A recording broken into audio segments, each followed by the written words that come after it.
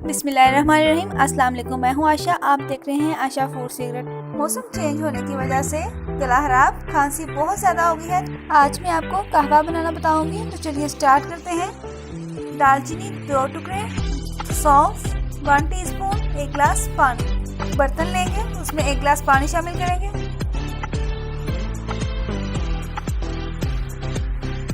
और उसको उबाल आते ही हम इसमें सौंफ शामिल कर देंगे 1 टीस्पून और साथ ही दालचीनी का पीस 1 शामिल करेंगे।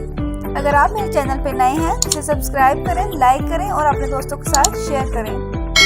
5 से 10 मिनट हम इसको अच्छे से पकाएंगे।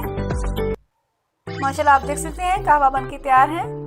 कहवे को आप दिन में 2 दफ़ा इस्तेमाल करें, इससे ना हो तो आपको मेडिसिन की ज़रूरत पड़ेगी और बहुत ही जल्द आपके गले को आराम मिलेगा।